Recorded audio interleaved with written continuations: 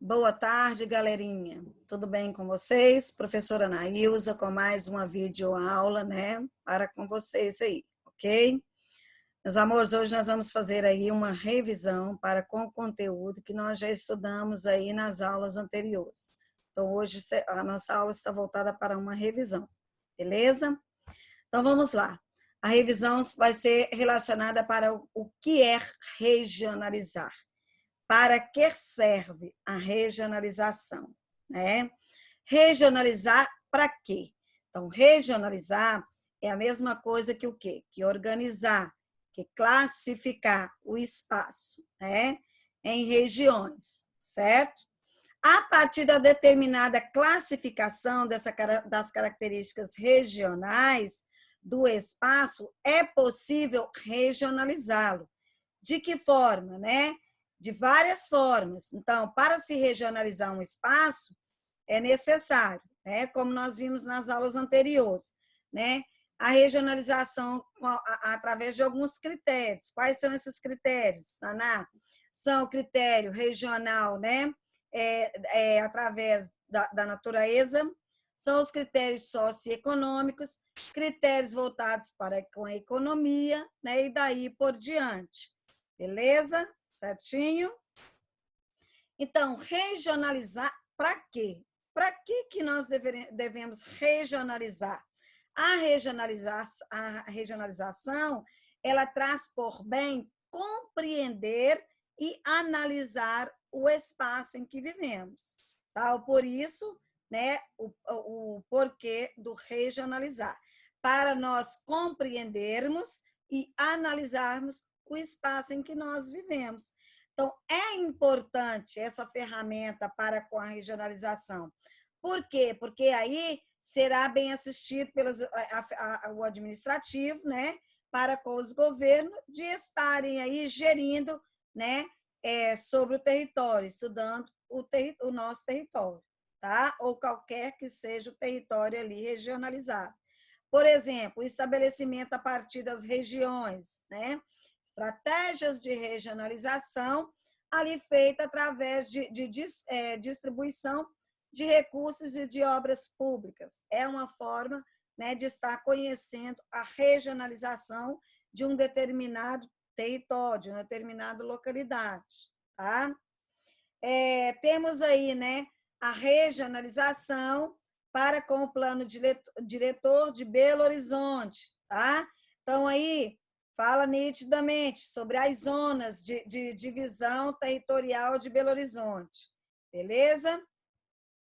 Temos aí a divisão regional para com São Paulo, a parte noroeste, a parte norte, a parte sudoeste, e daí por diante. Também é um tipo de regionalização, né, para com o território, né, de São Paulo, ok? O estado de São Paulo. Temos aí, ó, a divisão regional dentro dos continentes, que nós já vimos, né? A divisão dos continentes, regionalização por meio dos continentes. Então, continente americano, continente europeu, continente africano, continente asiático, continente oceânico, e daí por diante. É um tipo de regionalização, é uma divisão regionalizada. E os países aí, países do sul, países do norte, países pobres, países ricos, países desenvolvidos, países subdesenvolvidos, também é uma forma de regionalizar o espaço mundial. Beleza? Então, regionalizamos através das regiões, regionalizamos através dos continentes, regionalizamos, né, em fatores, né, desenvolvidos, subdesenvolvidos, pobres, ricos, norte e sul. Beleza? Várias formas de regionalizar o espaço. Beleza? A regionalização do espaço brasileiro, ela se dá, pessoal, de várias formas, como nós vimos. Só que, diferente dos modelos de regionalização, foram criados oficialmente, né, modelos mais eficazes. Por exemplo, como o IBGE, que praticamente dividiu aí, né, obteve a divisão regional do nosso país, né, em 1970, né, elaborada aí pelo IBGE, que é o Instituto Brasileiro de Geografia e Estatística. Então, a finalidade da divisão elaborada pelo IBGE é basicamente o quê? As divisões e visibilizar a agregação e divulgação dos dados estatísticos, de buscar os dados estatísticos, né, da divisão para com o IBGE, né, que tenha feito. Então, dentro dessa divisão, dessa regionalização feita pelo IBGE, ele usou algumas o quê? Algumas variáveis. Quais são essas variáveis? Quais foram aí, né, os tipos de vertentes que foram utilizadas para a regionalização do IBGE? Então, nós temos aí, ó, como população residente, né, como produção econômica, como saúde, educação. Então, várias formas, né? Vários critérios, não formas, critérios foram utilizados para este tipo de regionalização, beleza? Então, aqui nós vimos vários tipos de regionalização do território brasileiro, e aí nós vamos trabalhando aí cada um deles, tá? Cada um em um ano diferente, 1958, 1969, e daí por diante, beleza? Então, vamos aí trabalhar um pouquinho para com essas regionalização. A regionalização oficial do IBGE, ela se deu através de quê? Baseada em quê, né, Naná? Se deu principalmente nas características humanas e econômicas do território nacional, né? Quais são essas características aí? Características acompanhadas dos limites de fronteiras políticas, administrativas, né, da divisão de estados e daí por diante, tá, meus amores? Então, a divisão do IBGE foi o quê? Foi feita através das macro-regiões, quer dizer, do IBGE, né? Os limites estaduais respeitados aí. Então, quais são esses limites desses levantamentos estatísticos? Além desses aspectos naturais, então nós vimos aí nitidamente, né? Que foi o número 3, região norte, 2, nordeste, centro-oeste, sudeste e o sul. Beleza? Certinho, pessoal? Então, ok. Depois, nós temos aí as regiões geoeconômicas, que foi dividida em 1967. Então, por quem foi dividido essas regiões geoeconômicas? Quem que buscou esta regionalização, né? O geógrafo brasileiro Pedro Pichas Geiser.